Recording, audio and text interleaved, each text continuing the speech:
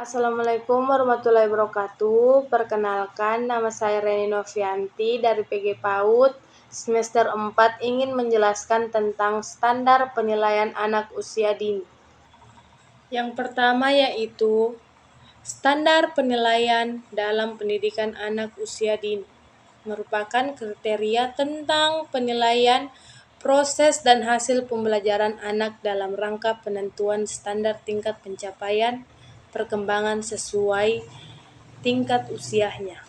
Penilaian proses dan hasil pembelajaran anak mencakup yang pertama yaitu prinsip penilaian, teknik dan instrumen penilaian, mekanisme penilaian, pelaksanaan penilaian, dan pelaporan hasil penilaian. Prinsip penilaian mencakup prinsip edukatif, otentik, objektif, akuntabel, dan transparan yang dilakukan secara terintegrasi, berkesinambungan, dan memiliki kebermaknaan. Prinsip edukatif merupakan penilaian yang mendorong anak meraih pencapaian perkembangan yang optimal. Prinsip otentik merupakan penilaian yang berorientasi pada kegiatan belajar yang berkesinambungan dan hasil belajar yang mencerminkan kemampuan anak saat melaksanakan kegiatan belajar. Prinsip objektif merupakan penilaian yang didasarkan pada indikator pencapaian perkembangan serta bebas dari pengaruh objektivitas penilaian dan yang dinilai. Teknik penilaian sesuai dengan tingkat pencapaian perkembangan anak. Instrumen penilaian terdiri atas instrumen penilaian proses dalam bentuk catatan penyeluruh, catatan anekdot, reprut, dan atau instrumen penilaian hasil kemampuan anak. Hasil akhir penilaian merupakan integrasi antara berbagai teknik dan instrumen penilaian yang digunakan.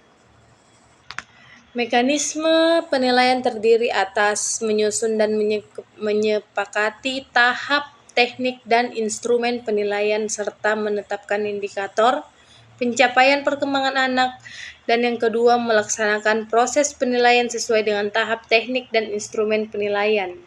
Yang ketiga mendokumentasikan penilaian proses dan hasil belajar anak secara akuntabel dan transparan. Yang keempat yaitu melaporkan pencapaian perkembangan anak pada orang tua. Pelaksanaan penilaian dilakukan menggunakan mekanisme yang sesuai dengan rencana penilaian. Pelaksanaan penilaian dilakukan oleh pendidik PAUD atau guru. Pelapor hasilnya, penilaian berupa deskripsi pencapaian perkembangan anak. Deskripsi pencapaian perkembangan anak berisi tentang keistimewaan anak, kemajuan dan keberhasilan anak dalam belajar, serta hal-hal yang penting yang memerlukan perhatian dalam pengembangan diri anak sejuta atau selanjutnya. Menurut Peraturan Menteri Pendidikan dan Kebudayaan Nomor 23 Tahun 2016, standar penilaian adalah kriteria mengenai lingkup, tujuan, manfaat, prinsip, mekanisme, produser, dan instrumen penilaian hasil. Kriteria mengenai lingkup, tujuan, manfaat, prinsip, mekanisme, dan instrumen penilaian hasil belajar peserta didik yang digunakan sebagai dasar dalam penilaian hasil belajar peserta didik pada pendidikan dasar dan menengah. Artinya, standar penilaian yang dilakukan Bapak Ibu harus berdasarkan Permendikbud tersebut.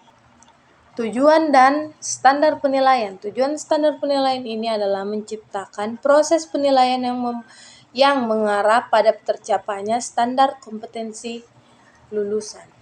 Fungsi standar penilaian. Yang pertama yaitu sebagai acuan atau pedoman untuk tenaga pendidik dalam menjalankan penilaian pembelajaran peserta didik. Yang kedua yaitu menciptakan penilaian yang transparan, sistematis, dan komprehensif. Yang ketiga yaitu menciptakan penilaian dan transparan, sistematis, dan komprehensif yang menjadi acuan dalam menjalankan prinsip-prinsip penilaian. Manfaat standar penilaian. Manfaat adanya standar penilaian adalah pendidik bisa memantau perkembangan peserta didik baik dari aspek sikap, pengetahuan, dan keterampilan. Ruang lingkup standar penilaian. Ruang lingkup standar pendidikan dasar dan menengah meliputi penilaian hasil belajar oleh pendidik, penilai hasil oleh satuan pendidik, dan penilai hasil belajar oleh pemerintah. Isi standar penilaian yang termuat di dalam rumusan Permendikbud nomor 23 tahun 2016 meliputi hal-hal. Yang pertama yaitu aspek penilaian. Yang kedua, aspek pengetahuan, aspek keterampilan. Prinsip penilaian.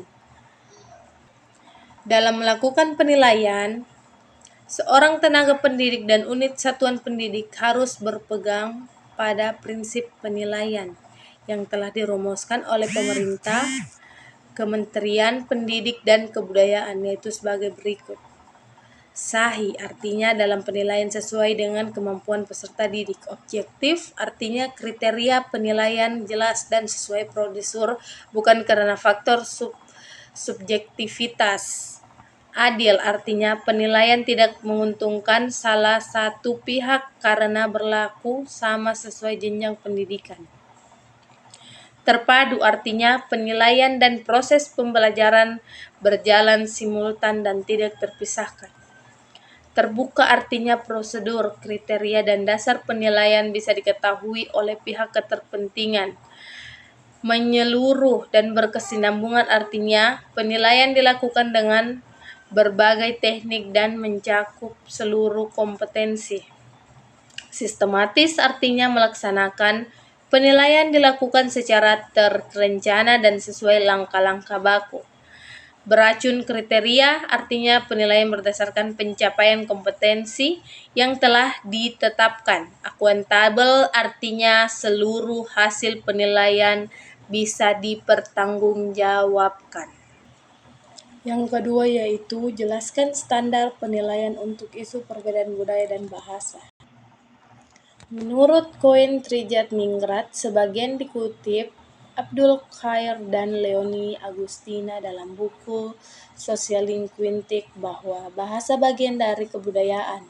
Jadi, hubungan antara bahasa dan kebudayaan merupakan hubungan yang subordinatif di mana bahasa berada di bawah lingkup kebudayaan, namun mendapat pendapat lain. Ada yang mengatakan bahwa bahasa dan kebudayaan mempunyai hubungan yang koordinatif, yakni hubungan yang sederajat yang kedudukannya sama tinggi. Bahasa adalah sebuah sistem, artinya bahasa itu dibentuk oleh sejumlah komponen yang berpola secara tetap dan dapat dikaidahkan. Sebagai sebuah sistem, bahasa bersifat sistematis dan juga bersifat sistemis.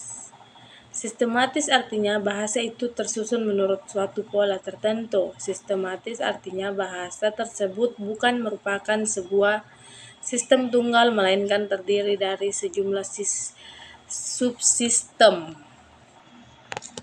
Sistem bahasa yang dimaksud di atas adalah berupa lambang-lambang dalam bentuk bunyi yang diizinkan disebut bunyi ujar atau bunyi bahasa. Setiap lambang bahasa mengandung sesuai yang disebut makna atau konsep bahasa sebagai sebuah lambang bunyi yang bersifat manasukah, arbitrer, konvensional, produktif, serta dinamis, mempunyai banyak fungsi. Menurut Dale Himmers 1964, ada 5 fungsi bahasa, yaitu 1. Menyesuaikan diri dengan norma-norma sosial. Yang kedua, menyampaikan pengalaman tentang keindahan, kebaikan